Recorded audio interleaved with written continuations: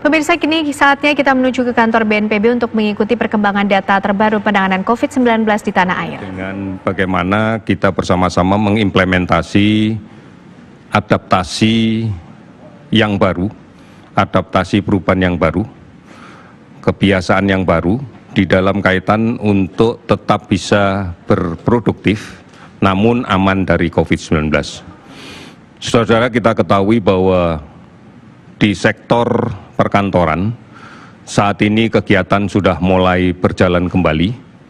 Kita berharap bahwa ini akan berjalan tidak lagi kembali seperti paradigma normal sebelumnya, namun kita rubah, tetap waspada, agar bagaimanapun juga kegiatan yang kita laksanakan bukan hanya produktif, tetapi juga aman dari penularan COVID-19. Oleh karena itu, kita mulai melihat sekarang aktivitas dimulai dan kami sudah memberikan beberapa pedoman terkait dengan bagaimana melaksanakan kegiatan-kegiatan di kantor. Sejak berangkat dari rumah, kita sudah menyampaikan agar tetap menjalankan protokol kesehatan, menggunakan masker, menjaga jarak, dan mencuci tangan. Di dalam perjalanan menuju ke kantor, khususnya yang menggunakan transportasi umum, kita sudah membagi dan menginginkan bahwa kegiatan kantor dilaksanakan dengan 2 gelombang masuk kantor. Ini ditujukan agar tidak terjadi penumpukan di sarana transportasi umum. Kita membagi 2 gelombang masuk kantor. Yang gelombang pertama dilaksanakan di pagi hari pada pukul 7.30 dan gelombang yang kedua di siang hari 10.30. Ini dimaksudkan untuk memastikan bahwa ketersediaan kapasitas sarana transportasi massal bisa memberikan ruang untuk kemudian physical distancing atau menjaga jarak tidak terlalu ketat bisa dilaksanakan dengan baik. Kemudian kita juga mengingatkan bahwa sepanjang perjalanan di transportasi massal, di kereta misalnya atau di bus, tetap menggunakan masker dan diupayakan untuk tidak mengadakan pembicaraan sama sekali, apalagi makan dan minum. Karena ini menjadi berisiko dan sangat berisiko untuk terjadinya penularan. Saudara-saudara, kasus konfirmasi positif tanpa gejala atau asimptomatis ini akan bisa menjadi sumber penularan. Oleh karena itu menggunakan masker, menjaga jarak, diupayakan untuk tidak berbicara selama berada di kendaraan umum, tidak makan dan tidak minum ini menjadi penting. Kemudian yang kedua, aktivitas di kantor. Kita berupaya untuk memastikan bahwa hanya yang sehat saja yang diperbolehkan bekerja dari kantor. Artinya untuk yang memiliki keluhan fisik sebaiknya tidak usah bekerja dari kantor, bekerjalah dari rumah. Kemudian selama di kantor perhatikan betul-betul fasilitas umum yang digunakan bersama. Misalnya lift, atau tangga, atau tempat-tempat yang lain, batasi kapasitasnya. Karena ini akan menjadi sumber penularan yang tidak kita sadari. Kemudian yang kedua, manakala kemudian akan dilakukan pertemuan secara fisik di kantor, entah untuk evaluasi harian atau rapat yang mengundang orang lain di kantor, pastikan bahwa hanya dihadiri oleh orang-orang yang sedang tidak sakit. Kemudian pastikan kapasitas ruang itu betul-betul bisa menjamin untuk menjaga jarak, physical distancing. Dibatasi presentasi hanya dilakukan yang betul-betul penting saja. Dan juga dibatasi waktu. Diupayakan tidak ada hidangan makan dan minum apapun selama rapat. Sehingga semua tetap bisa menggunakan masker tanpa ada kesempatan untuk membuka masker, hilangkan kebiasaan untuk menyajikan minuman, makanan di ruang rapat. Oleh karena itu betul-betul direncanakan dengan baik agar rapat bisa berjalan efektif, efisien, dan singkat. Karena kita tidak menginginkan ruang rapat yang pada umumnya terbatas dan kemudian sirkulasinya tertutup menjadi tempat hanya untuk sekedar ngobrol. Oleh karena itu, disiplin dengan jam rapat menjadi penting. Dan diupayakan tidak lebih dari setengah jam. Karena ini menjadi hal yang penting. Manakala topiknya cukup banyak, maka bagi rapat menjadi beberapa kali kegiatan. Agar tidak kemudian kita menyiapkan makanan, minuman di ruang rapat yang sangat memungkinkan untuk semua orang membuka masker, berbicara ke sana kemari, yang kemudian memberikan ruang bagi kemungkinan terjadinya penularan apabila salah satu peserta rapat itu adalah orang yang terkonfirmasi positif namun tanpa gejala. Ingat, kajian yang terakhir dilakukan bahwa mikrodroplet, droplet yang kecil, itu bisa berada di udara relatif lebih lama. Oleh karena itu, kalau akan mempersiapkan pertemuan di dalam kantor, yang pertama, pastikan ruangan memiliki kapasitas hanya untuk kemampuan menjaga jarak dengan baik. Jika peserta harus banyak, maka sebagian biarlah mengikuti secara online melalui daring. Kemudian yang kedua, pastikan sirkulasi ruang pertemuan itu berjalan dengan baik. Kemudian, batasi kegiatan rapat dan bicarakan hal yang menjadi pokok di dalam kegiatan rapat. Upayakan tidak memberikan sajian makanan dan minuman dalam bentuk apapun, karena ini memberikan ruang bagi peserta rapat untuk kemudian membuka masker, berbicara, dan sebagainya. Sehingga betul-betul kita bisa kendalikan. Manakala pembicara harus melepas maskernya, maka upayakan silahkan melepas masker tetapi tidak bergerak mendekati peserta rapat yang lain, tetap pada tempatnya. Ini menjadi penting dan upayakan kebersihan dari ruang rapat senantiasa bisa dijaga dengan baik. Saudara-saudara, kita harus memahami betul tentang hal-hal ini. Karena kemudian kita pun juga harus betul-betul teliti dalam melaksanakan kegiatan kita agar kita terbebas dari COVID selama kita bekerja. Ingat, sesampai di rumah ada keluarga kita yang rentan, ada anak-anak kita yang masih kecil, ada orang tua kita yang sudah lanjut, atau saudara-saudara kita dengan penyakit-penyakit penyerta kronis lainnya.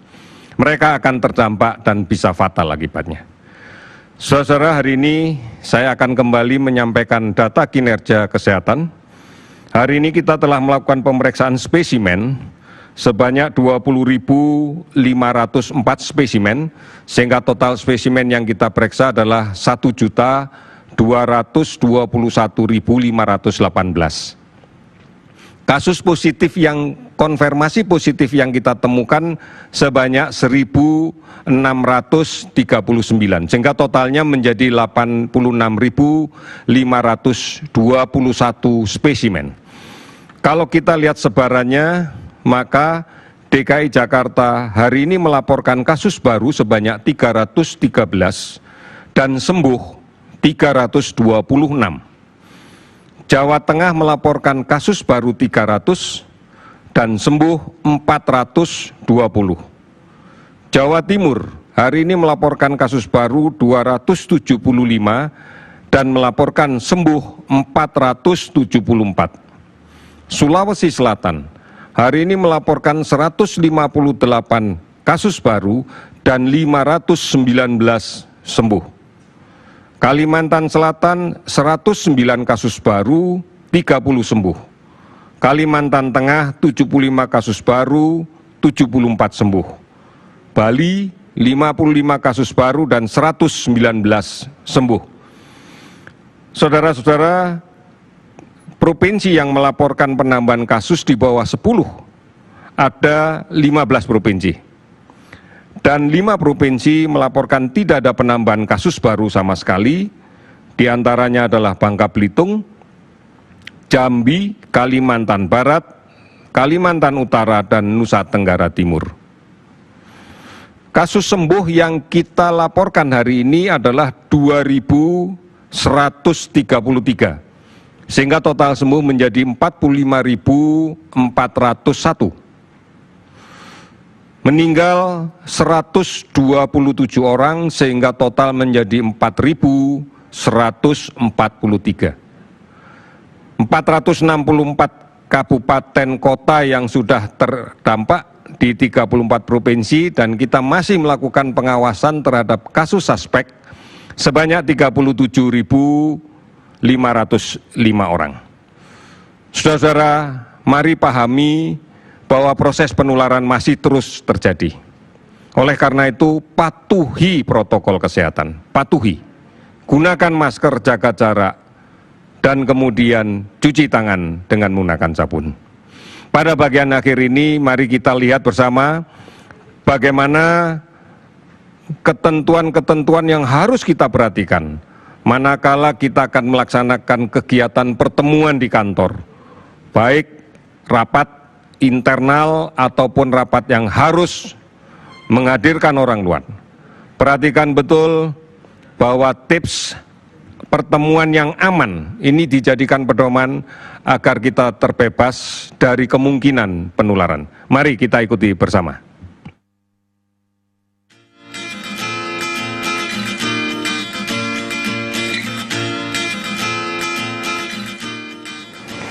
Physical distancing atau pembatasan jarak fisik adalah upaya yang dilakukan untuk mengendalikan penyebaran infeksi dan mencegah tertularnya COVID-19. Efektivitasnya mencegah penularannya yang paling tinggi loh. Jarak yang disarankan aman adalah 1-2 meter. Kenapa? Karena jarak tersebut dianggap mampu menghindari droplets orang lain. Saat physical distancing, pastikan Anda batasi kontak langsung seperti jabat tangan, tos, berbisik. Kenapa tidak boleh? COVID-19 ditularkan melalui percikan air yang berasal dari mulut dan hidung, seperti pada saat kita berbicara, batuk, bersin, bahkan bernyanyi. Maka berdasarkan himbauan WHO, CDC, dan Kemenkes, minimal jarak aman untuk menghindari percikan tersebut adalah 1 meter. Orang yang terinfeksi dapat saja terlihat sehat, namun mampu menularkan virus melalui percikan liur, batuk, atau bersin. Oleh karena itu, physical distancing penting untuk mencegah orang yang terinfeksi melakukan kontak dengan orang yang sehat dan menularkan virus SARS-CoV-2 penyebab COVID-19. Menjaga jarak aman dapat membatasi penyebaran atau penularan virus. Dalam prakteknya, physical distancing juga dapat dilakukan dengan beberapa cara berikut ini. Batasi keluar rumah. Keluar rumah hanya untuk urusan yang penting seperti untuk membeli kebutuhan pokok atau keadaan darurat. Sapa orang lain dengan lambaian tangan. Namaste. Hormat. Salam sehat atau salam kebudayaan lainnya yang tidak bersentuhan langsung. Manfaatkan teknologi, telepon genggam atau video call untuk tetap terhubung dengan kerabat dan rekan kerja. Jauhi kerumunan, hindari kumpul-kumpul yang tidak bisa menjaga jarak, tetap pastikan menjaga jarak aman ketika nongkrong bareng teman, dan tetap gunakan masker. Pastikan tetap menjaga jarak aman ketika makan di kafe atau restoran. Dan hanya membuka masker ketika makan dan minum sambil memastikan jarak dengan orang lain itu cukup. Praktikan juga ketika saat antri dan atau duduk menunggu di tempat umum. Mau tetap eksis dan tetap jaga silaturahmi, tetap punya kenangan bersama dengan teman dan kerabat? Boleh saja, tapi ingat, yang paling penting tetap aman dari COVID-19. Selalu ikuti panduan tersebut, terapkan dengan disiplin, dan kita bisa punya kebiasaan baru yang aman dari COVID-19. Tips foto-foto bersama teman atau saudara atau kerabat dekat. Pertama, gunakan masker. Kedua, jaga jarak aman. Ketiga, jaga kebersihan smartphone. Keempat, pemilihan lensa wide atau ultra wide pada smartphone. Kelima, Jangan langsung menyentuh wajah setelah memegang smartphone. Physical distancing sangat efektif mencegah penularan, disertai dengan upaya pencegahan lainnya seperti selalu menggunakan masker dengan baik dan benar, rajin mencuci tangan dengan air mengalir dan sabun minimal 20 detik. Kita bisa tetap produktif dan aman COVID-19, tapi tetap bisa jaga silaturahmi dengan sehat dan aman. Salam sehat dari saya.